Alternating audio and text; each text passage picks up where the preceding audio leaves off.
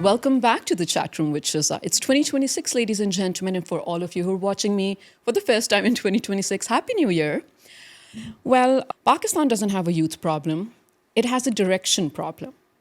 So whenever we say that, oh, more than 60% of us are under the age of 30, that's interesting, but it's not just a stat. It's a whole force. It could almost be an army of young people of Pakistan. But sometimes they lack direction, and this is something I want to discuss today. The person I have in the chat room happens to be the president for Oxford Union, exemplary youth of Pakistan, Gen Z. Talking about Gen Z, I think 2025 was the year Gen Z drove the whole world. He happens to be one of those people. Thank you, Moosa Harraj, for joining us. How are you doing today? Thank you so much, and thank you so much for that warm introduction. It was too nice. I don't think I was driving the world. I was trying to do my best to run the society of the Oxford Union. And thank you so much for hosting me. It's a pleasure to be here. Welcome to Pakistan again this year. Thank you. Are you here for the wedding season? Yes, I don't know what, in December, it's a wedding every day. Actually, there's multiple weddings a day these days, so it's too much. But in Islamabad, nowadays, you guys have a restriction like until 10 p.m., right? So it's you get home. Is it effective though? I think that, honestly, there's pros and cons. The pro is that you get home early, so you don't have to sit through the wedding for hours. But I think it's just intrusive, right? Like, wedding is supposed to be one of the best moments of your life. So I don't think the government should be interfering with that. So these policies on one dish or restrictions on the timing of weddings are too intrusive into the lives of the citizens. People should be able to enjoy their wedding as they seem fit. If they wanted to end at 9 p.m., they should end it at 9. And if they want the wedding to go on until 3 a.m., it should go on until 3 a.m. So No, definitely. Something maybe we should talk about in the podcast. Sure. Can I tell you a really sad thing though? Yeah, sure. No You want to one- start with the sad thing? Yeah, unfortunately, it just crossed my mind. Gee. I mean, this was the wedding season. No one invited me to any wedding. I Really? did not have any December, January wedding to go to. I still have a couple of friends who are yet to get married in January. I'll ask one of them to invite you. Please, yeah. Let me just, yeah, You can get please. your shadi season fix, yeah. Yeah, jokes apart. Moosa, president of Oxford Union. Let's clear it out for people. You're not the president of Oxford University. What does Oxford Union mean? Thank you so much. So basically, since I became president of the Oxford Union, it's good that you mentioned that. I get so many messages from people asking me to help with their visa applications. उनको लगता है यार मैं Oxford का president हूँ वहाँ शहर का या मुल्क के ऑक्सफोर्ड का प्रेसिडेंट. लेकिन ऑक्सफोर्ड यूनियन जो है, it's a debating society. It's one of the most prestigious debating societies in the world, one of the oldest debating societies in the world. And it started off in 1823. And it started off because Oxford University had restrictions on free speech and had restrictions on what students could discuss and what students could debate. So a couple of students got together and they said that we want to discuss whatever we want. And that laid the foundations for the Oxford Union. And now it's one of the best societies in the world, and we host people from all around the world. And it's really become one of those things which has set discourse around the world. It has shaped narratives around the world. We had a very famous, in the 1930s, we had a king and country debate that was held in England. And the topic was that this house would not fight for king and country. Okay. And it was unheard of at the time, a debate being held at the most established, the most popular British university, and the topic of the debate was that the youth should not fight in the war, and the motion carried. Okay. And the House voted that we should not fight for king and country, and it created such an uproar that at that time a younger Winston Churchill debated and admonished the fact that the Oxford Union had done this. He admonished in Parliament, and the next week his son, Randolph Churchill, came to Oxford to do a speech and asked them to discredit this motion and get rid of it from the records. And then he was chased out of the Oxford Union, and people threw tomatoes and etc. at him. We've become a bit more civil since then. We don't chase. There's no more tomato. No, we don't chase the speakers out. Can we go through the process of like presidency? Is it a vote? Yes, it is a vote. Yes, it's an Okay. election or a selection. Yeah. How did you campaign? So So Boris Johnson, who was a former president of the Oxford Union, he famously said that it was easier for him to become Prime Minister of England. He said it was easier for him to navigate the corridors of Westminster than to become president of the Oxford Union. He lost in his first attempt, but he won it a second. And I think that's because that politics in the Oxford Union reminded me an awful lot of politics in Pakistan. Okay. You have every election you have new sort of political parties which form. The presidential candidate is the one who forms the parties. You usually have two presidential candidates. Both of them have their own respective political parties, and they have candidates all throughout the ballot, down to the lowest position, the entry level position to get elected. You have personal attacks, you have narratives, you have propaganda. People, attack your personalities, and there's also an establishment there, which I'm sure at PTV you guys can.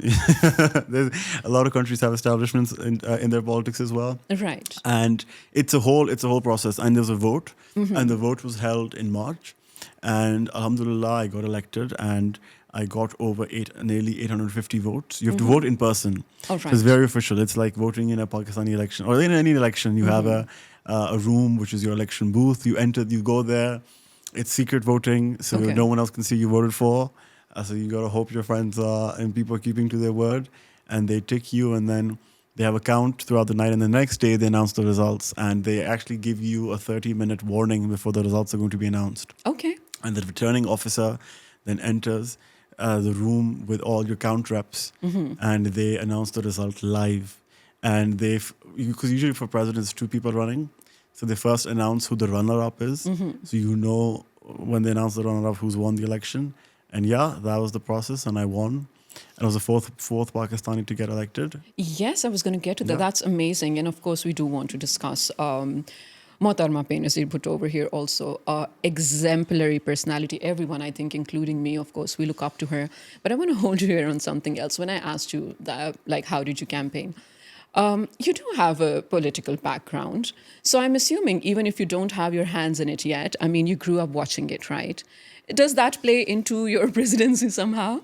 I think the politics, when I said that Pakistani politics is similar to politics of the Oxford Union, I think you can't stretch the analogy far enough to say that the politics of South Punjab, where my family is from, is the Right. same as the politics of the Oxford Union. It's a bit different. But I think it leads to an interest. It leads to an interest in politics, which helped me in the Oxford Union. But beyond that, the analogy falls. Moosa, I hate asking this question, but somehow it does come into action because you, South Asian, Pakistani, Ji. only the fourth from this country. That's a huge, I mean, it's a huge accolade to your name. You have to realize that. Does that also come into some stereotypes that you had to face over there? Maybe discrimination whatsoever? No can be an answer, but I just want to know. No, of course. So the Western world, in general, in the post-Trump, 2016 Trump selection era, there is increasing amount of Islamophobia, and specifically anti-Pakistani rhetoric. And in my election, I faced a lot of that. From November 2024, when I started running for president, I was sent anonymous emails just telling me to drop out and things like that. I faced discrimination. Threatening. No, not threatening. Just trying to get in your head, just abuses and racially charged abuses. And then when I was running for president, the sort of propaganda spread against me was incredible. They used all the anti-Pakistan tropes that they have in England, and they used that to propagate. I remember actually there was an incident about 10 days before my election. When I was running for president, I was vice president of the union at the time, and they took a photo of of me in my chair with some other union officials there, and all of us were people of color. Right. And this one individual took a photo of that and put it on Twitter and said, "This is England in 2025." Right. And that tweet, I think, got over 3 million views or something like that. And after that, the amount of hate messages I got, because they are just saying that the Oxford Union is one of the most prestigious institutions of England, and it's a beacon in England, and it's something to look up to, and it's a source of pride for them. That so many British prime ministers and people of the British establishment have gone there. So there's a lot of resentment that why would a Pakistani, a man who's on a student visa here, be in the same league or in the same category as them. But that only made me more resolute in my efforts. It made me stronger As in it my should. election campaigning, because I wanted to show them that not only can this Pakistani win on your home turf, but this Pakistani can run your institution better than your British predecessors. And I think I did that. So I was proud of that, yeah. Can we say now that you're back, you're going to be back in Pakistan for good, are you? Yes, that's a plan. Okay, inshallah. Inshallah. So is there a seat waiting for you in Khanewal? No, not at the moment, no. But inshallah, look, there's very few Pakistanis who have the privilege of, first of all, getting an education overseas. Then even few Pakistanis who have the privilege of attending Oxford, which is the best university in the world. There are far more talented people in Pakistan, far more intelligent people than me in Pakistan. And it is a matter of, I think, luck, my family's prayers, a bit of my own hard work and a lot of privilege which my family had, which led me to be in a position that I could go to Oxford. And then even more hard work and luck that led me to be in a position to be elected as president of the Oxford Union. If you look at Pakistan's a country of 250 million people, and only 4 people have had the privilege of being elected as president of the Oxford Union. Now, with that privilege, it comes a huge responsibility as I'm well. sure, yeah. And a huge responsibility and a huge almost sense of sense that sense that there's so many great people in the country and you are not that special that you got this privilege. So you ought to give back to the community and help the country, right? And that desire, that responsibility, that obligation, there's many ways to give back. Politics is one way. And, the political germs sort of rejuvenated inside me at Oxford. So inshallah, I do plan on attending politics, not now, but in the future. And the plan is to give back to the country because when you've had, the fact that the sort of exposure I've had access to, I had the former vice president of the United States, other countless prime ministers, presidents, heads of states, CEOs of one of the world's largest companies coming at the Oxford Union. And I got the privilege and the opportunity to rub shoulders with them. Right. Now that's a privilege barely any Pakistani at such a young age have access to. Right. So I would love to give back, building on that privilege, to give back to the community and do some good for the country because we have, out of the 250 million Pakistanis, over 60% of them are young, right? And for a lot of the youth at the moment, it's not a political statement, but for a lot of the young people, they're despondent, right? We have one of the highest rates of migration. People are trying, everywhere you see people are trying their best to leave Pakistan. And they're not leaving Pakistan because they're not patriotic. They love the country. They're leaving it because of a lack of opportunity, lack of access to the sort of careers that they want to live. Right. So in that environment, there's a lot of despondency. There's a lack of hope. And if after this much privilege and this much of good fortune, I don't give back to my country, then shame on me, right? No, definitely. First of all, so much to unpack here.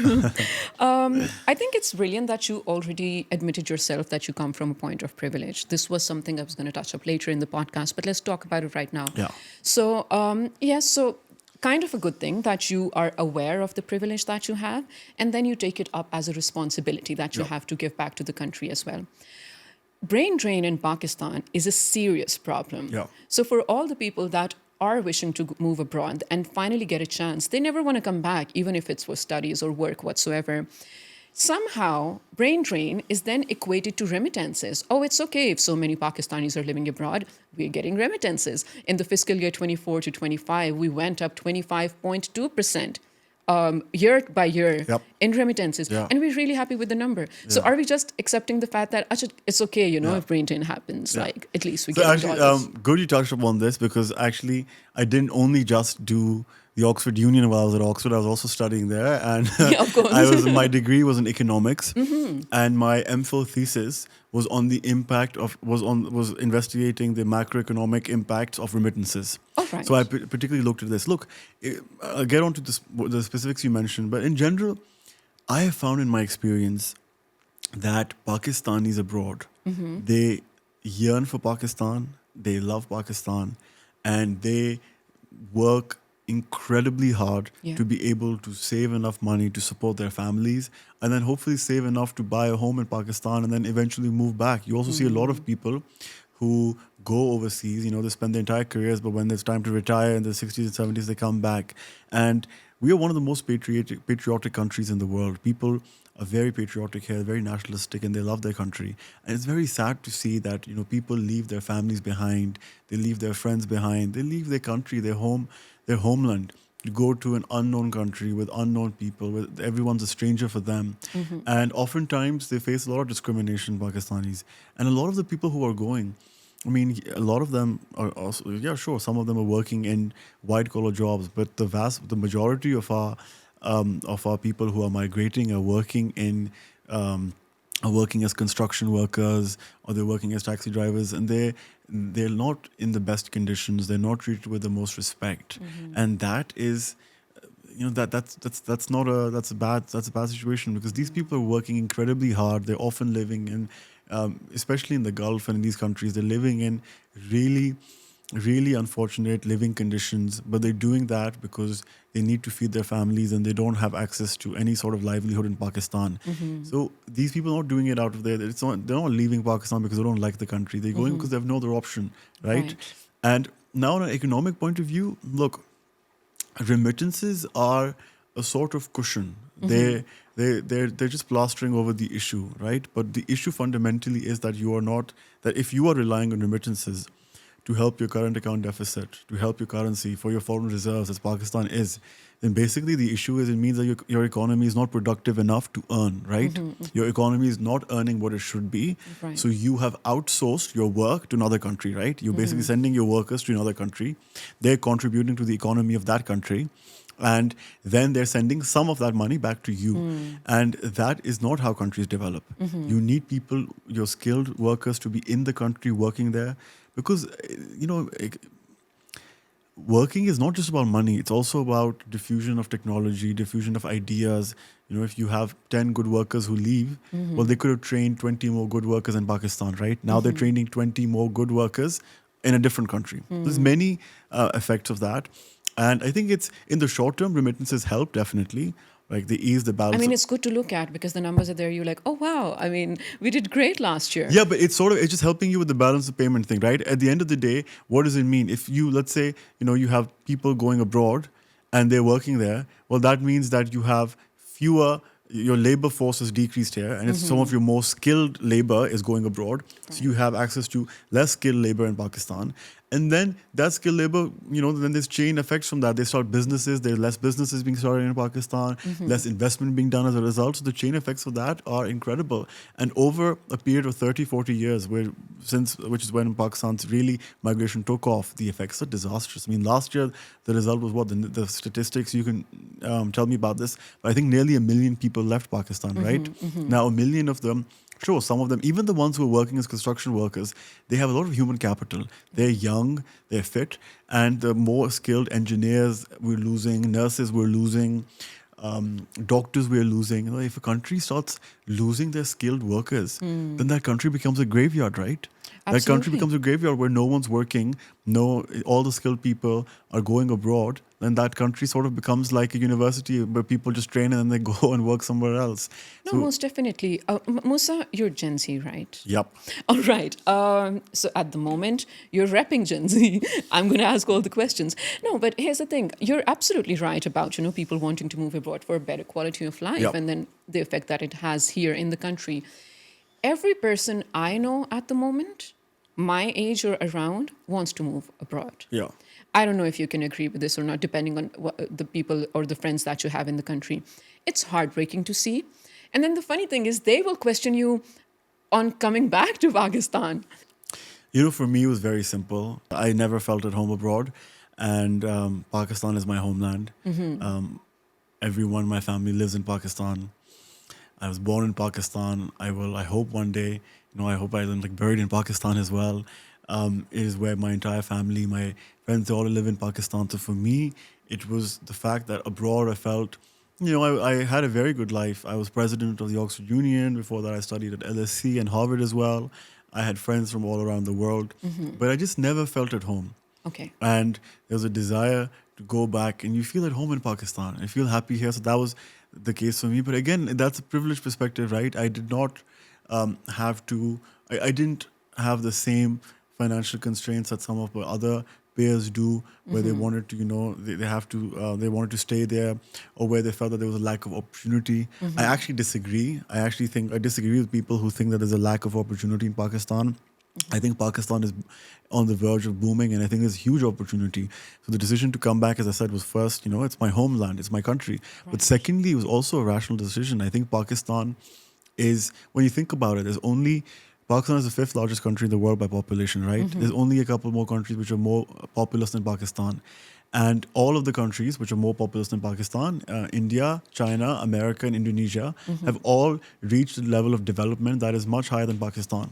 So Right. we have about 250 million people, a big country, a big population, which is ready to take off. And as the world is looking to diversify the supply chain from China to other places, and as more even lower skilled tech jobs are leaving the United States and the West and going to other parts of the world, there is real labor cost arbitrage in Pakistan that one can do, and the potential is incredible. The potential for business here, the potential for businesses, for firms here is brilliant. I mean, if you are in Pakistan and you are working hard, you have access to a market of 250 million, and that market in 2050 is expected to reach 350 million people, right?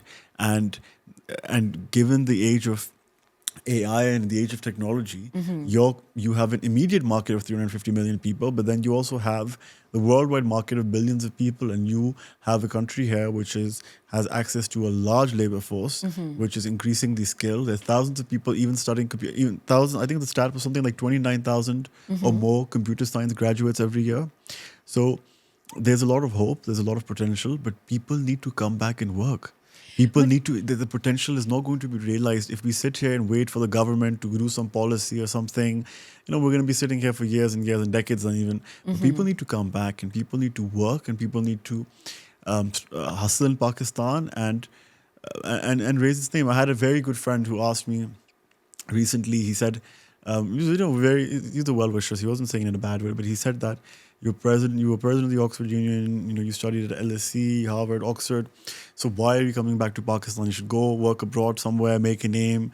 You'll be able to make a name for yourself on an international level.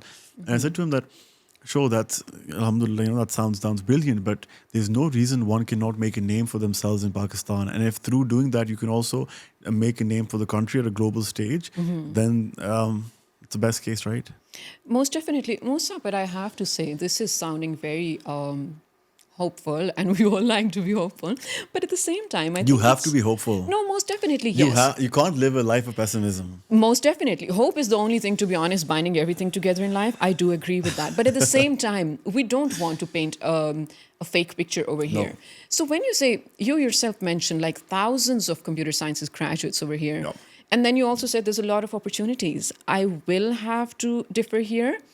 I don't think enough. But this is where my next question comes in. Of course, not then enough. How do we make sure that the youth gets a direction? So when we say that more than 60% of the youth at the moment is under the age of 30, this is going to go on till 2050 at least. So until 2050, I mean, of course, considering on the added population later on again, we're still going to be having a youth bulge. Where do we lack in direction? So just to respond to what you said, I disagree with you. I stand firm in my belief that there is huge opportunity. What you are saying is, there's a lot of graduates and they don't have career prospects. Yeah, Right. that there's huge opportunity. So are you saying but they're that not looking opportunity right? that opportunity has not been realized. Okay. Just because the opportunity has not been realized does not mean there's no opportunity. There's huge scope, huge opportunity, and it takes work, hard work from a society, right? And I'm not just talking about the government. It takes a nation to bind together and work hard. And it takes for people like yourselves, the young generation of Pakistan, to work here, to open businesses, to try hard, to take a risk, take a plunge and take a risk and see where that takes you. There's a lot of stories in Pakistan of people who have been very successful as well. And I will always will be eternal optimist about Pakistan. Okay. But we're not questioning the resilience of the nation. 100% there with you. Right. We are a resilient nation. We're lacking direction here. Look, I completely agree. We lack direction. And I think obviously there is scope for the government. The government has to do more. We can get into that as well. But I think at the end of the day, it's for a nation to decide, right? If people decide for themselves, I'll give you an example. There's a saying that when the idea for something emerges, then no force in the world can stop it. Right. Right? And we as a nation, if we decide that the idea for a progressive, future, outward-looking, a developed Pakistan is here, then nothing will be able to stop us. We have to focus on growth. I mean, and look at countries' examples from around the world. I mean, give you the example of South Korea. Just take that example, right? South Korea, after the division in North Korea, it was destroyed. There was nothing there, right? There was nothing, and they didn't have the best direction in the world. They didn't. They didn't have the best leaders or anything. Sure, there was some strategic insight from the leadership, but it was really that the country was decided and firm in their commitment that they had to develop. Right. They had good policy, good institutions, good leadership, and look where they are now. They're one of the most developed countries in all of Asia. So I think once we get together as a nation and decide that the idea for a strong Pakistan, that is a strong force of the world, is there, then nothing will be able to stop us. Alongside that, you need good institutions. And leadership. You need good institutions and good leadership. You need both of them, right? Right. You need that, because without that, you, as you said, you lack the direction, and you lack the representation, right? I mean, people need someone that they believe. If people are investing in Pakistan, right, they need to believe in the leadership of Pakistan. Of course. How can you convince, a firm, a private equity firm, or a World Bank or someone to invest $1 billion in Pakistan when they don't even believe in the leadership? So you have to have that. You have to Actually, have in faith. that case, I think credits due where it's due. 2025 was a year of diplomatic wins for Pakistan. The world knows us for so many reasons. I think diplomatically we played the cards right. I'm going to bring you back to your time at Oxford. Gee. A debate that went viral. Pretty viral, I'm going to say, more in our neighboring countries than in our own country, of course. A lot of people started knowing you after that. You were on all Pakistani TV channels also, I was seeing. On the neighboring countries' channels for different reasons, but you were there.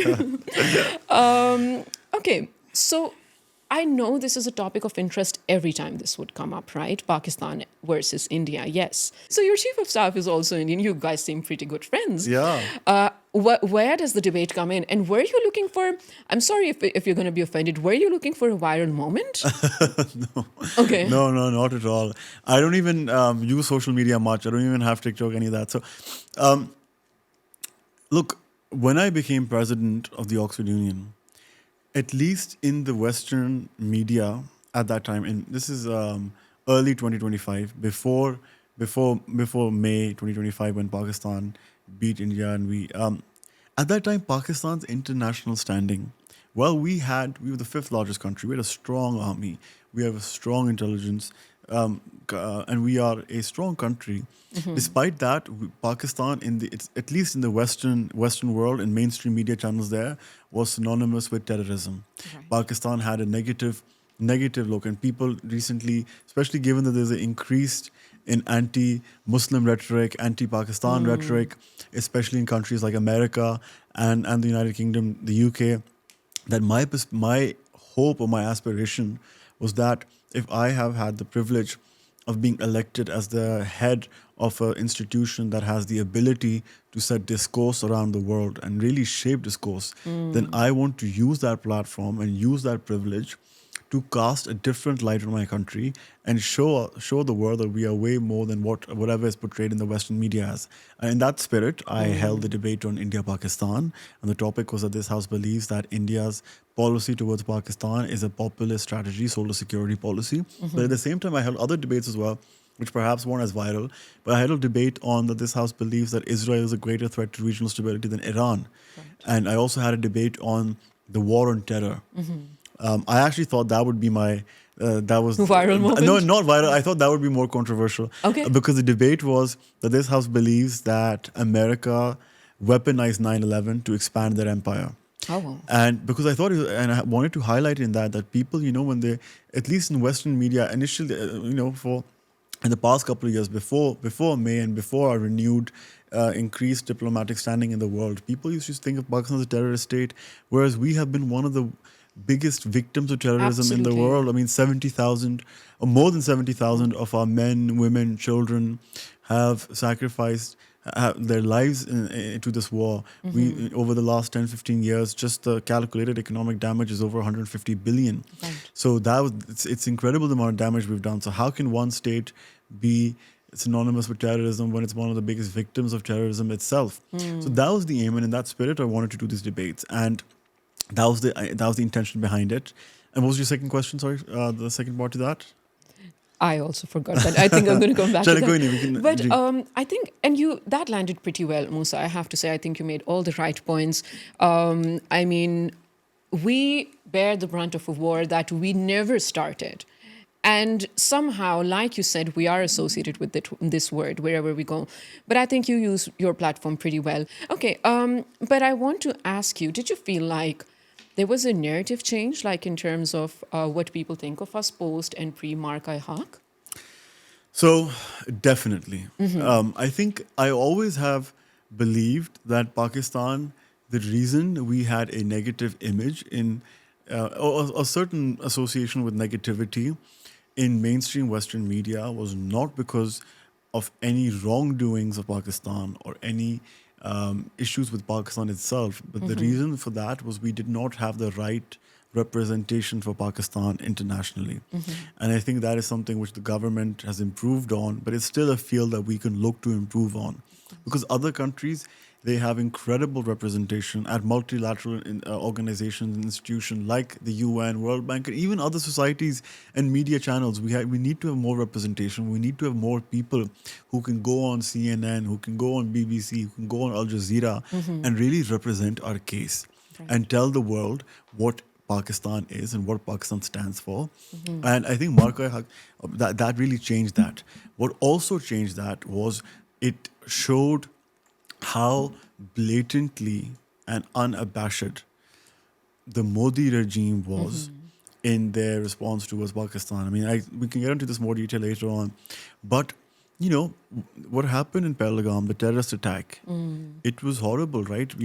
Everyone in Pakistan also condemned it, and we ourselves understand the pain of people who lost their lives in that terrorist attacks. I mean, as you mentioned, Shaheed Mohtarma at the start, she's one of our most prominent, most influential Pakistani leaders, was also a victim to this horrible phenomenon of terrorism. So we understood the pain and we condemned it. And our Prime Minister, Shahbaz Sharif, ordered and said that he would be happy to have offered a joint independent inquiry to look into what had happened in that situation and collaborate on that with the Indians. But what did Mr. Modi do? Did he pick up the diplomatic calls? Did he pick up diplomatic lines? Did he engage the multilateral institutions? Was there any communication between leadership? Was there any communication or even a shred of evidence provided to at any international stage? None. He attacked instead. And when he attacked, I think Pakistan, being a sovereign, strong nation, we were ready. knows. I mean, I think Pakistan's philosophy should always be that we will never start a war, but we will know how to end it, right? Definitely. And we did that. We did that with this case. And now you see even the president of the United States, every couple of weeks taunts India with the number of jets that we downed. Right. And yeah, so I think it definitely changed. The narrative has shifted. But I think what we should do should be sit down and rest on our laurels and be like, हमने तो आपके 7-8 जहाज गिरा दिए, अब हम ज़बरदस्त बन गए. नहीं, हमारे अभी भी issues हैं और हमें अब we are in a position of strength. We have engaged our allies around the world. We have strong international alliances now in the world. We are in a renewed position of strength. We should capitalize on that, go from strength to strength, and really now focus on what matters most, which is the economy, right? Because I think foreign policy, diplomacy, all of these things, to be honest, are secondary to the economy, right? It's sad, but I think the state of affairs in the world is that if you are a country with economic muscle, the world listens to you. And if you're not, then the world doesn't, right? Like, it's simple. Like, look at what they're doing. Just look what happened recently. Do you think if Venezuela was a rich country, the president of the United States would even have the audacity to send their special forces there and abduct their president? Of course not, right? I think now more than ever, the game of might is so explicit. No one's I mean, it was always there, but I think no one's trying to hide it anymore. No one's playing the undertones here anymore. It's the end of so you know what they said? When the Berlin Wall fell, and it was the end of the Cold War, and democracy spread to the Soviet Union, and it was named Russia, and those satellite states, Poland, etc., all became democratic as well. Romania became democratic as well. The historians and scholars who think that they know everything and they're infinite in their wisdom called it the end of history. They said that now liberal democracy is the world order, and this will spread to every country in the world, and everything will be great. But voila, we are now here in 2026, and that rules-based order is dead. Right. It's the era of might. And even before, I mean, you see this even before this era of the might, like what America did in Iraq, what America did But in, like I said, that was implicit, right? They would sell us a reason. I For mean, not just example, sell us, Iran. not sorry, not just sell us a reason, but at least they would go through and put up some sort of facade of rules, right? They would Right. at least do some sham UN Security Council session where थोड़ा नाटक करके कुछ session करते थे, चलो Right. they would pass some resolution so they could point, oh, there's some rules basis for this. Now that they've lost that, right? And now, did you see today Trump posted he posted on the social media a photo, a meme of his Wikipedia, Okay. which says President of the United States, and also it says acting President of Venezuela. Like Oh. we are in a world where there's no rules-based order, and Absolutely that is none. something which Pakistan, bringing it back home, that is something which is Pakistan needs to understand, it needs to accept. Now, how do we succeed in that in an environment where the world is increasingly going towards an age where it's the era of the might, Right. and there's no so sort of the era of the early 21st century and the late 90s of the liberal world order, the liberal democratic order is dead. In that era, how do we go? Well, what is might in this world? Might is your GDP, right? It's your Absolutely. dollars, it's your money. And we need to focus on that. That has to be, I think every single minute and every single energy of every single person in government, in public sector in Pakistan has to be devoted now to ensure that we grow, we prosper, and we have economic might, because that is all that matters just in today's time. That and military might. And we need a strong military as well. But Right. those two things are correlated, right? I mean, Yeah. look, for example, America now knows this. America knows that they're entering an era of where the might is right, Right. which is why they have increased their defense budget from 1 trillion to 1.5 trillion. And the You fact need an that- economy now. You need to be rich to be able To be able to- yeah. increase it by 500 billion, right? So you need that. No, definitely. And then I think Trump saying blatantly that I don't believe in international law, Yeah. Anyway, back to Moosa, when you mentioned, the topics that you have been debating on in your time in Oxford, Ji. I couldn't help but think, being a student, that is quite some power to have. I mean, for you to bring up history on such a platform and then mention Iran, similar debates like we did for Pakistan, India also. I mean, it's kind of sad that student unions or similar agencies don't exist in Pakistan more than 4 decades now that they're banned. The funny thing is, like during the time of partition, the Qaeda-Azam actually had a lot of help from student unions. They would go and advocate for our values and everything. I think if we did have that, of course, I want your opinion on it in detail since you've been a part of one. If we did have that, maybe we would have a say in policies. Maybe we would have a say in democracy or how the country should be run, what we want. Why are you laughing at the word democracy? I'm sorry. I'm just stuck with the word when you said democratic world. I was like, yeah, I haven't lived in that. I mean, I haven't seen You've that. been living in Netherlands for the past 4 years. You've been living in that. That's a welfare state. I get that. No, most definitely. But yes, student unions in Pakistan. Gee, so I mean, I completely agree with you. Look, student unions are essential in any country which claims to be a democracy. What is the essence of democracy? Democracy is of the people, by the people, and for the people. And if 60% of your people are below the age of 30, and they're either students or will be students, then if you don't have students' unions, you are sort of isolating the voices of the majority of your country, right? So how can you be of the people, by the people, and for the people if those people are banned and you can't even listen to their opinions? And it is incredibly important. I'll give you an example now.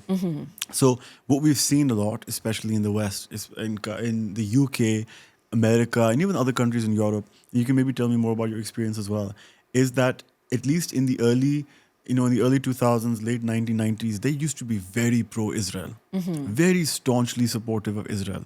But nowadays, these governments are also shifting their stance on Israel.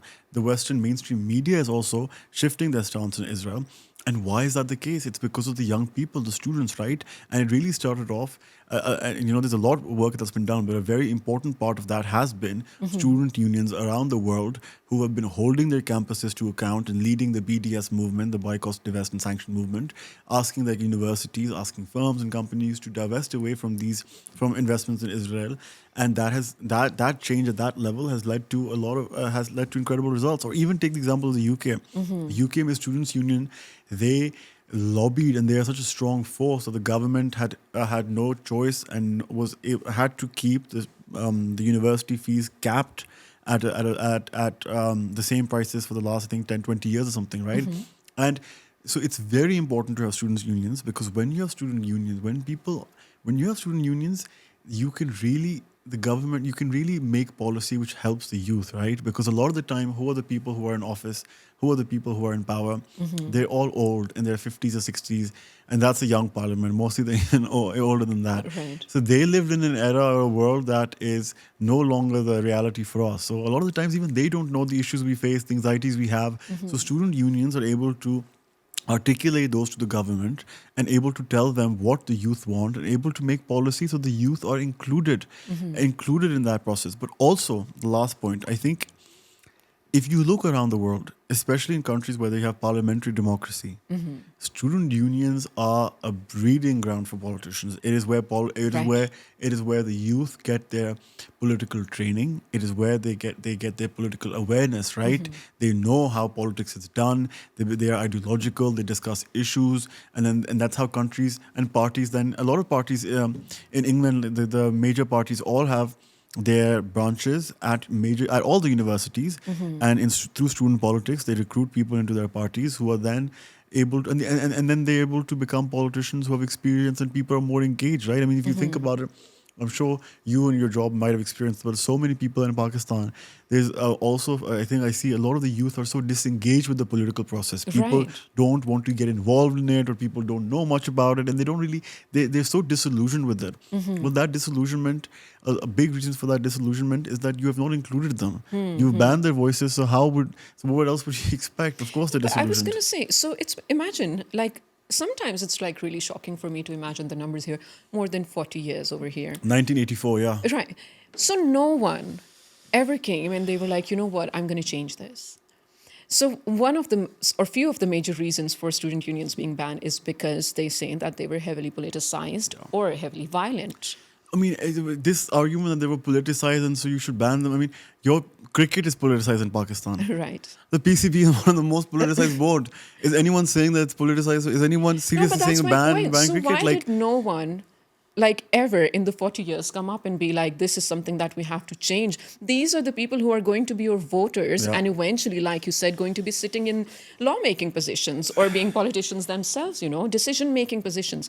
You're not involving them. Because if you are the government which allows student union, the youth are all gonna like you. It's a big base, because that's a voter which can vote not only in this election but in the next 3-4 elections as well, right? Because they're young and stuff. So I think maybe that's a question for you to grill your future guests on. Most definitely, yes. I think that is going to be one of my 2026 resolutions. Whoever comes from the government, I'm going to question them That all. and getting invited to more shadis. Oh, to more shadis, yes. Oh my Yeah. God. I missed being invited to shadis for the last 4 years. I'm not even kidding. Like, just the, I mean, So maybe that after people have many reasons to move back to Pakistan. Yours was coming to Shadi. to coming to shadi. Yes, at least in winter. I mean, come on, it's the season. But maybe after this episode, maybe someone will eventually invite me onto it. I don't know if you saw, there was this article in one of the newspapers, no names over here. It was about Gen Z. I think someone from Gen Z also wrote it. It was taken down. Yeah. I mean, within no time, it was taken down. The gist of that article was that they feel like Gen Z at the moment is not as patriotic as the elders want them to be. What do you think about that? Does that also gel into the youth being disoriented? Look, I think that Pakistanis are one of the most patriotic and nationalistic people that you will see anywhere in the world.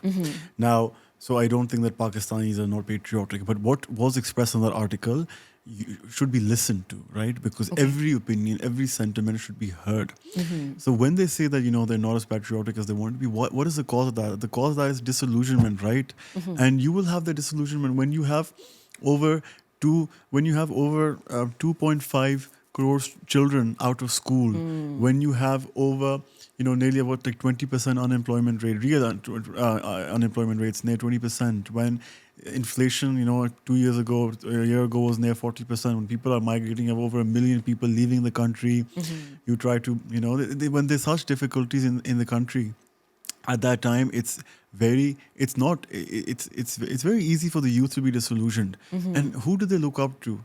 think the people, if you're a young person in Pakistan, Shizza, you open the TV and you see your representatives and your politicians on the TV. What are they doing? They're all people in their 40s, 50s, or 40s are the young, like mostly in the Yeah. 60s, 70s, and they're just shouting at each other. They're shouting at each other. They're screaming at each other.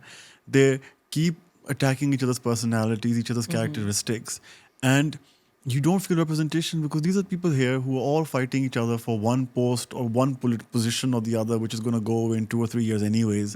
And you are sitting here you are sitting here without a decent prospect of future of a good future career, without decent economic opportunities, and in an age where everyone in Pakistan, the youth, have access to their phones. You can see TikTok, Instagram. So if you're a Pakistani young person, you turn the TV on, you see some chachas fighting each other about some personal attacks, and at the same time, you see the youth in countries like the UAE, or even countries in Europe living their best life where they have good economic prospects. They're out on vacations, they're out on holidays, they have good leisure, they have good opportunities to live a good life, right? Then you think that what have I done to deserve this? What have I done that I sit here every couple of weeks? There's some issue and the roads get blocked and like the phone, so you think about these things, and it's very easy in that world to feel disillusioned. And I think that is something which the political leadership needs to understand. In Okay. today's world, Shizza, you go on Instagram and you can see how someone is living in every country around the world, right?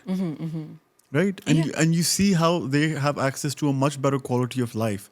So you think that why is it that they are entitled to having a good life, and you living in Pakistan are entitled to phone services and internet being shut down every couple of days or not good economic prospects, right? So that is something the political leadership needs to understand, because the youth of today are the voters and the leaders of tomorrow. Yeah. And you do not want to raise a generation which is disillusioned and a generation that is resentful. You got to listen to them, hear them, and then do your best. And taking down, I also think it's very, actually, on a side note, I don't think the article would have got as much notoriety as it did if it was not taken down.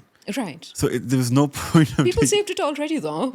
Also, because it was a different narrative. But Musa, I think we have to be really fair over here. But because there is no one to represent the other part of the article, I think I have to mention over here, and in no way, absolutely no way, am I justifying this. The elders that you're talking about, they're not forcing you to follow their path. So when you say, "Oh, this is what I'm seeing, but I don't like it," then it's on you to change. Of course, I completely agree. Right. And that, of course, I completely agree. I think, look, it's not upon them to change it, but as leaders of Pakistan, as stakeholders, they have when you're elected as a representative of the people, you are not elected as a representative of people in the age bracket of 40 to 50 or 50 Yeah, to 60. absolutely. You are a leader of everyone in Pakistan. And especially when over 60% of the population is young, you have to listen to everyone. But at the same time, I take your point that if and this is something which should be a lesson for everyone around the world, if you do not see the change in your country that you want, then be the change yourself. Be the change. Get involved. Right. Right. Okay, Moosa, there's so much to talk about still, but I Yeah. think I'm going to bring you back to your Pakistan-India debate. Gee. It's a matter of interest, of course, not just here across the border, across the globe, actually, because this was one of the highlights of 2025, the May War itself, and then, of course, the debates surrounding it. Your moment went viral, as we already discussed. Can you, because not everything is documented, right? When you're there firsthand, can you tell us what the responses were? It was a very civil, very respectful discussion about the two countries. And it was a very rational, argument based thing. And we had a great time. We were initially going to have a debate between the delegations from India and Pakistan. But when the Indian delegation dropped out and the Pakistan delegation didn't come after that, because then I had two options, either cancel the debate or continue. So what I did was then I thought it's important to have the debate. So we continued on with the debate. And we instead had then students participating. So I asked the Indians on my committee. All of them were also friends of mine. They all helped me, and they were all involved in my team and my cabinet, and they were representing Side India, and I, as president, was leading the proposition for Side Pakistan. In my speech, a couple of the arguments I made were very important to distinguish between the state and its population.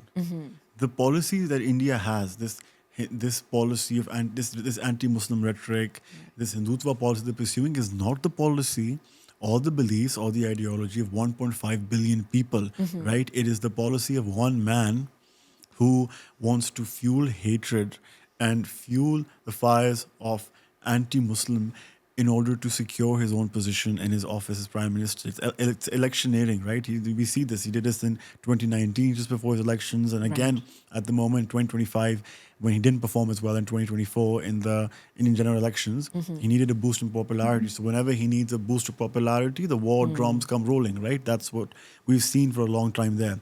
And that was the argument I made. If you look at the pattern of India's policy towards Pakistan, they only realize that we are a terrorist state when they have elections upcoming. So their strikes are very much dictated not by national security concerns, but by the calendar of the Election Commission of India, right? Right. And that was an important point to make. But also what was important to say was that, look, India itself has over 200 Muslims, 200 million Muslims. If you have a country that itself has 200 million Muslims and you are labeling them as the other or antagonizing them, then that fire, if you ignite, it's going to not, what can they do to Pakistan? Pakistan's very resilient. If they try, we will, down even more jets. We know how to defend ourselves. But the issue is for them, because if you start antagonizing that many people in a country, well, then the other living examples are South Africa, right? Right. That was in recent times what happened. So it leads to such disorder and disarray and destruction in their own country that you cannot afford this. And that was an argument for many, even Indians in the audience resonated with, right? They resonated with the fact that if you have a country where you are antagonizing and villainizing so many people, well, that's going to, just to win elections, in the short term, that's going to be fine. In the long term, that's going to unleash such forces of authoritarianism and majoritarianism that it's going to come and destroy your democracy and destroy the social fabric of your country. Yeah, you're radicalizing them and then questioning their. And this is the same playbook that demagogues play everywhere. Look, Netanyahu is doing the same in Israel, right?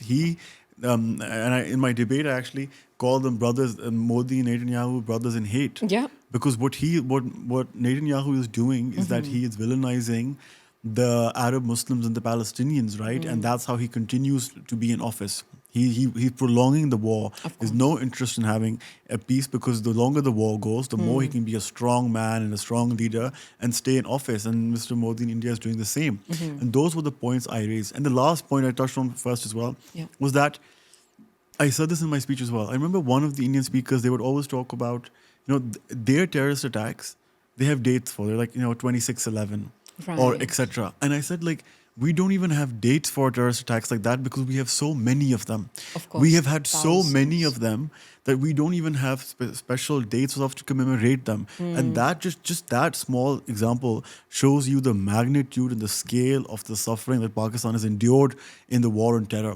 So we are not a terrorist state. No one is going to burn their own country just to attack an opponent, right? Of course not. And those were points which people listened to, and that's why Pakistan won the debate. We won with over 2/3 of members present and voting. But it's an incredible moment that over 2/3 of the members there voted that India's policy towards Pakistan is a populist strategy sold as security policy.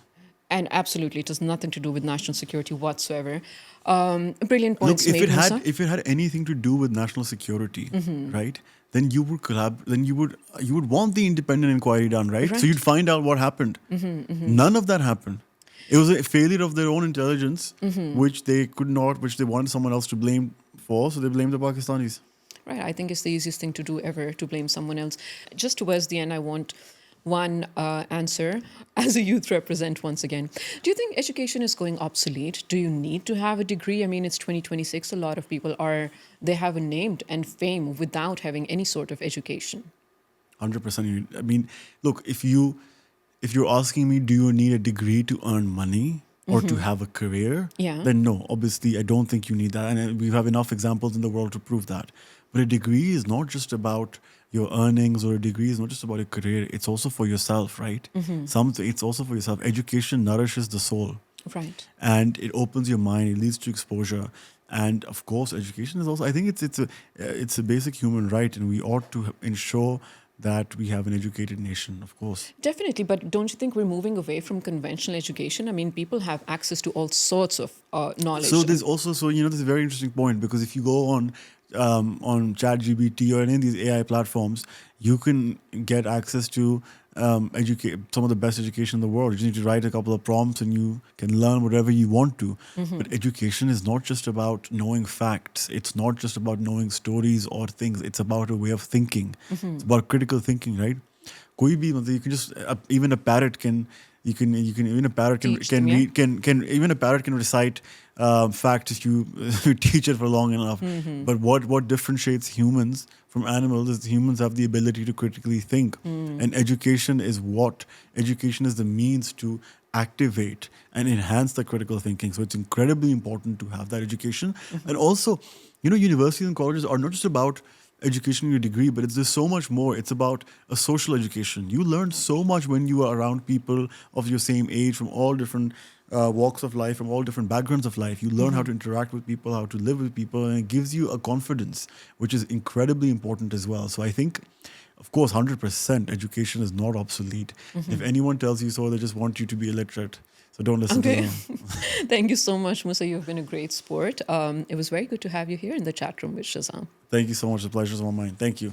Ladies and gentlemen, I think this was, I know I overused the word interesting, but this was an interesting discussion. What can I say? This was Moosa Harraj for all of you, ladies and gentlemen. See you next time here in the chat room with Shizza.